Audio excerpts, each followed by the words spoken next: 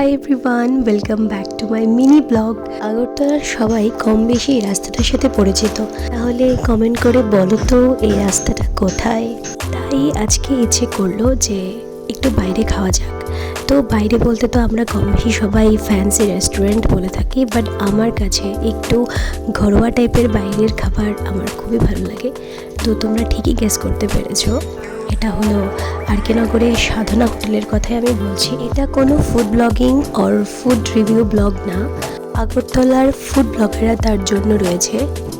So আমার experience আমি ব্লগের মাধ্যমে শেয়ার করলাম। আমরা নিয়েছিলাম একটা চিকেন থালি অ্যান্ড একটা পট থালি। প্রথমে দিয়ে দিয়েছিল আলু ভাজা, শুটকি চাটনি আর ডাল। যত পারো তোমরা নিয়ে খেতে পারো, তার জন্য কোনো এক্সট্রা পে করতে হয় না।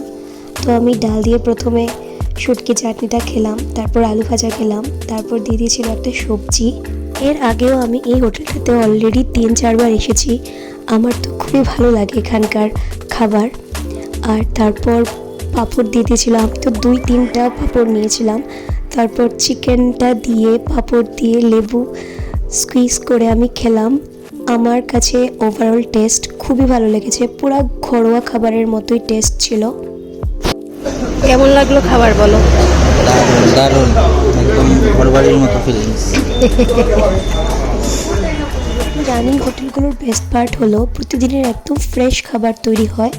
আর সব থেকে বেস্ট পার্ট ছিল যেটা মাটির চুলায় রান্না করা, ঝালও কিন্তু একদম হয় না।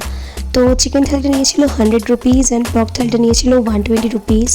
তো ওভারঅল একটা রিজনেবল প্রাইসে তোমরা এখান থেকে খেতে পারো। আর আসার সময় দেখো এই ডোগোটার সাথে দেখাচ্ছে কি কিউট, এটা কি সুন্দর করে বার্ক করছিল। যাই হোক, তোমাদের ব্লগটা ভালো থাকতে please like, share, comment and subscribe to my channel.